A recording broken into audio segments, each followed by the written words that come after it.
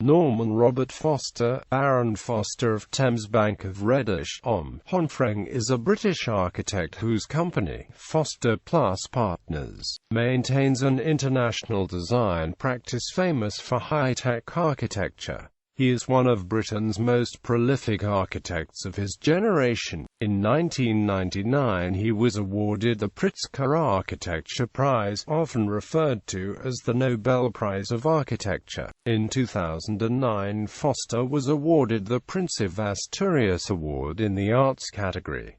In 1994 he received the AIA Gold Medal. Biography. Early life in Manchester. Foster was born to Robert Foster and Lillian Smith in 1935 in Reddish, Stockport, Cheshire. They moved, soon after his birth, 2 miles to 4 Crescent Grove in Levenshulme, Manchester, which they rented for 14 shillings a week. Foster has no recollection of Reddish. Foster's parents were diligent, hard workers, so diligent that Foster, as an only child, felt the heavy workload restricted his relationship with them, and he was often looked after by neighbours or other family members. He attended Burnage Grammar School for Boys in Burnage. In a Guardian interview in 1999, Foster said he always felt different at school and was bullied, and he retired into the world of books. He considered himself quiet and awkward in his early years, often making faux pas. Foster described Manchester as one of the workshops of the world, and the embodiment of a great city. His father, Robert, worked at Metropolitan Vickers,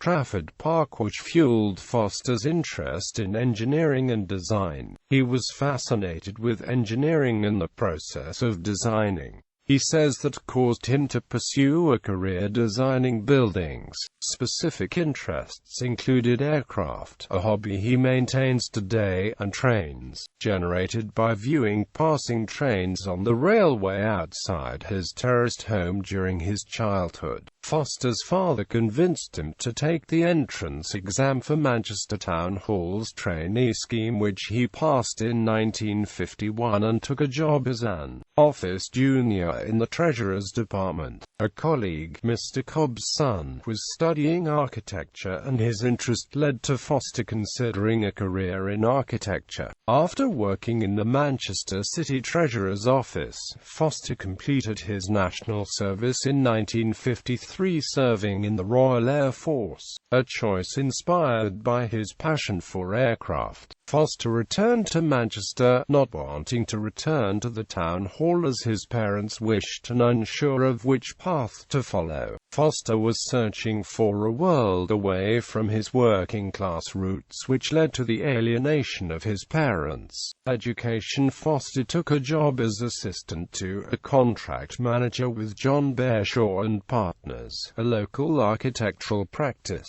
The staff advised him that if he wished to become an architect, he should prepare a portfolio of drawings using the perspective and shop drawings from Bearshaw's practice as an example. Bearshaw was so impressed with the drawings that he promoted the young Foster to the drawing department of the practice.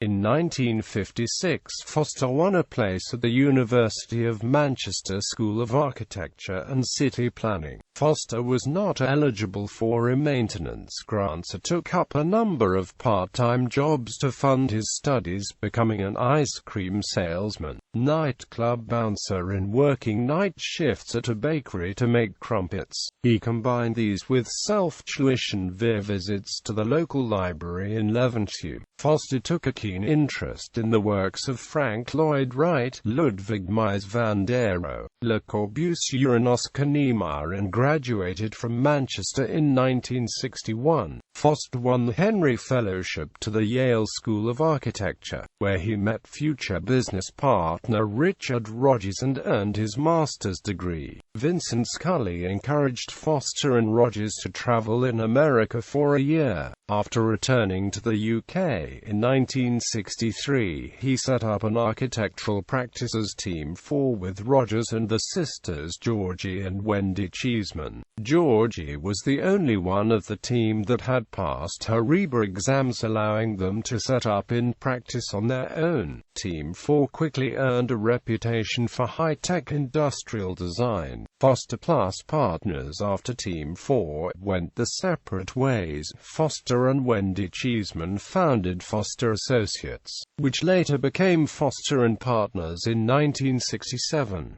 A long period of collaboration with American architect Richard Buckminster Fuller began in 1968 and continued until Fuller's death in 1983.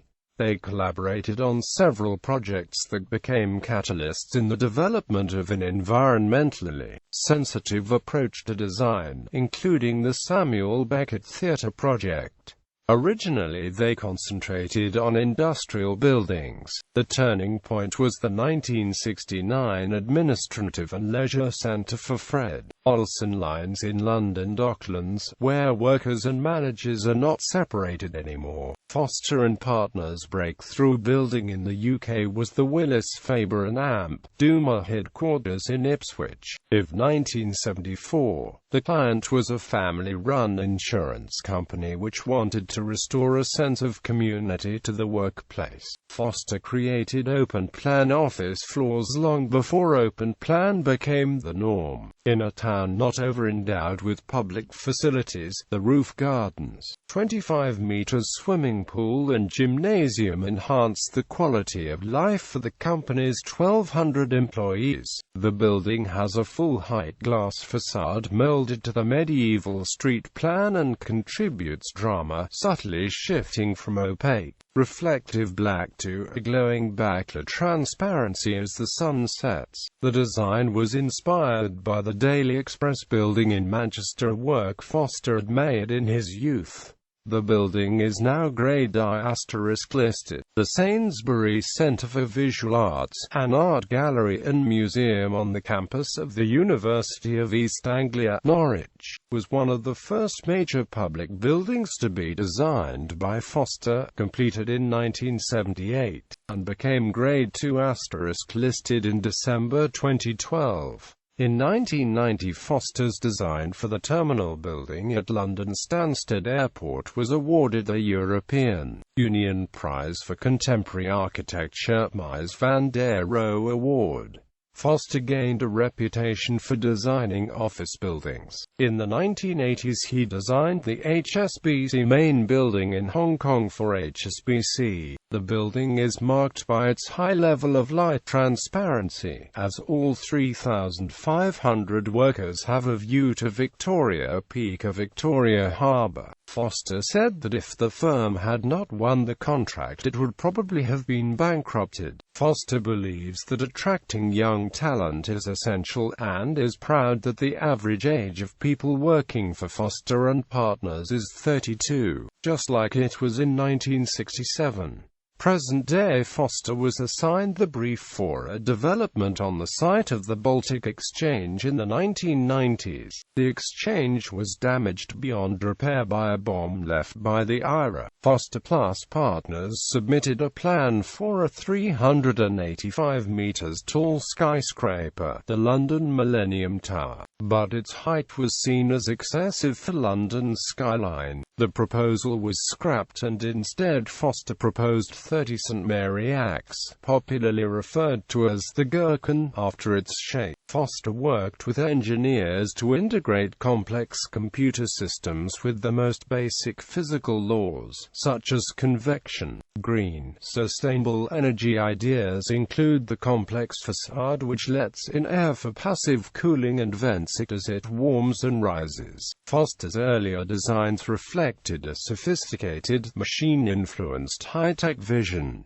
His style has evolved into a more sharp-edged modernity. In 2004, Foster designed the tallest bridge in the world, the Millau Viaduct in southern France, with the Millau Viaduct HonFREng stating, "The architect, Norman Foster, gave us a model of art." In January 2007, the Sunday Times reported that Foster had called in Catalyst, a corporate finance house, to find buyers for Foster Plus Partners. Foster does not intend to retire, but sell his 80 to 90% holding in the company valued at £300 million to £500 million.